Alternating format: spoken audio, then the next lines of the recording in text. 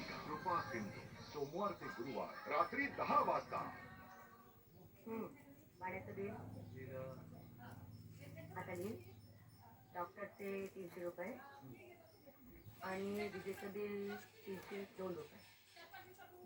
किती झाले? 1350-70 रुपये. हा, घराचा हप्ता भरलाच नाही की काय रे? हा हो भरला. ज्या म्हणजे जरा जास्तच खर्च झालाय नाही. नेहमीच इतका खर्च होतो ग. तू आज पहिल्यांदाच घरात लक्ष घालतेस ना, म्हणून तुला जसं वाटतंय. अरे लक्ष्मी, लक्ष्मी, दीपकचा फोन आलाय. काय येणार होता का? नाही ग, 3 महिन्यात एक फोन केला नाही त्याने. तिथे पोचल्यानंतर एक केला तेवढा. अगं पण पत्र लिहितो तुला नेहमी, आणि फोनला किती खर्च लागतो. हे तुझे महिन्याचे पैसे. आज महिना अखेर आहे ना, सगळे तुला चुकती करायची असतील तुला. लक्ष्मी, ह्या महिन्यापासून माझ्या कामाचे पैसे तुझ्याकडेच ठेव. अगं उद्या दीपकच्या शिक्षणाला लागणार आहेत ना. अगं पण घर खर्चायला नको का तुला? किरण आहे की, तो बघेल आता घर खर्चाचं. नशिबान एक दे, अशी समंजस मुलं मिळा भाग्याचं. चल निघू मी, ते वाट बघत असते. चला आता लक्ष्मीकडे पैसे ठेवले की दीपकच्या शिक्षणाचं ओझं होणार नाही. हो ना. चहा तयार आहे, मी घेऊन येते. हो काय हो, सगळा खर्च आपण केला तर आपल्याला आणि बँकेत काही शिल्लक पडेल का? अगं थोडे दिवस, दीपक इंजिनियर होईपर्यंत. अहो थोडे थोडके नाही, चांगली 4 वर्ष 4. अगं आईने इतकी वर्ष घर सांभाळलं त्याचं काय? धन्यवाद तुमचं मातृप्रेम. आणि मी म्हणते या म्हातारपणात त्यांना पैसे साठवून करायचं काय? ते काही नाही, तुम्ही सरळ आईना सांगून टाका. काय सांगायचं मला? काय रे? काय नाही का आपलं. नाही काय नाही. हे बघा आई, यांच्या एकट्याच्या पगारात आपल्याला वेगळा मांडून ठेव.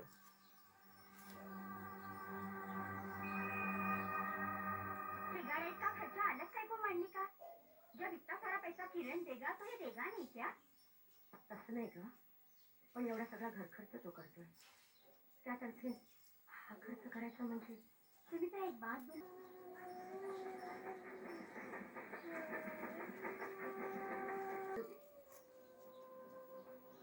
काय झालं सुमित्रा? कोणी काही बोललंय तुला? नाही, आज दीपकची खूप आठवण येते मला. मग रडून काय होणार आहे? परीक्षा संपली की पुढच्या महिन्यात येणार होत. डोळे पुसू. अविनाश, मुलांना वाढवण्यात आपण कुठे कमीच पडलो नाही ना. जगातली कुठलीही करणार नाही एवढं केलंस तू त्यांच्यासाठी. झोप आता शांतपणे. शेफाली, दीपकचा फर्स्ट सेमिस्टरचा रिझल्ट आलाय. त्यानं पुन्हा एकदा टॉप केलाय. त्यानं पुन्हा एकदा सिद्ध केलंय की ही रिअली अ जीनियस. आता त्याच्या हुशारीचं खरं चीज अमेरिकेत गेल्यानंतर होईल. ऑफकोर्स पुढच्या शिक्षणासाठी अमेरिकेत जायचं त्याचं नक्की झालंय. बाकीच्या फॉर्मॅलिटीज येत्या आठवड्यात पूर्ण होतील. येस, त्याला इथे यायचं, बॅग उचलायची, विमानात बसायचं आणि झूम. हो पण आपण त्याच्या आईला एकदा विचारायला हवं ना. ती काळजी तू करू नकोस बेटा. एकदा दीपकला येऊ दे बघ. तू बघ. आई पुढे तळायला घेऊ नको. दीपकला गरम गरम पुरे आवडतात. तो आला की घेताळायला. एव्हा यायला हवं होतं दीपक. भारतीय रेल्वेने येतो तो.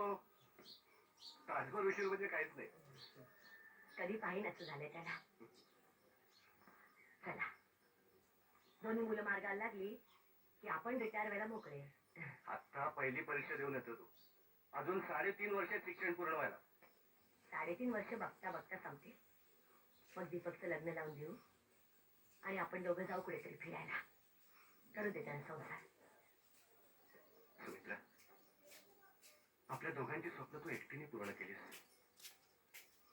माझं एक स्वप्न अजून पूर्ण व्हायचंय. कोणतं? तुमच्या पायाचं ऑपरेशन करायचं. सुमित्रा, तू म्हणजे ना हट्टी आहेस. अगं डॉक्टरांनी सुद्धा हात टेकले. आजच आपल्या डॉक्टरांनी एका फॉरेनच्या डॉक्टरला तुमचे पेपर दाखवलेत. आता आणखी किती रुपयांचा गंडा? होईल 70,000 खर्च. पण यावेळी नक्की उपयोग होईल. मग आपण खूप प्रवास करू. अगदी हनीमूनला सुद्धा जाऊ थंड हवेच्या ठिकाणी. नाहीतर ते राहूनच गेले. थट्टापुऱ्या यावेळी ऑपरेशन करायचं म्हणजे करायचं. सक्तीने घेऊन जाणार आहे मी तुम्हाला. ते जाऊ दे. रिक्षा आली हो. दीपक आला असेल. दीपक, प्राजक्ता, दीपक आला ग. किरण, अरे दीपक कुठे आहे? तो शेफालीकडे गेला. येईल आता थोडा वेळ. शेफालीकडे? अरे पण घरी येऊन गेला असता तर. अगं येईल ग. किरण, तिने आग्रह केला असेल. वाटेतच घर आहे तिचं. हो ना.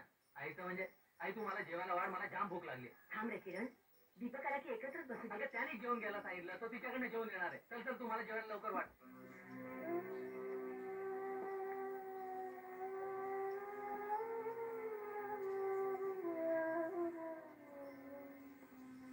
नो दीपक, इथे राहून तू स्वतःच्या टॅलेंटचा कचरा करून घेतलेला मला नाही खपणार. आणि तुझी अमेरिकेत ऍडमिशन सुद्धा कन्फर्म झाली. पण डॅडी, आईला विचारल्याशिवाय? तुझ्या आईने जे कष्ट करून तुला वाढवलं ते मोठं करण्यासाठी ना. तू अमेरिकेतून परत ये. तुझ्या आईने तुला यापेक्षा तर मोठं केलं नसतं ना. नाही डॅडी, तुमचं सगळं बोलणं मला पटतंय. पण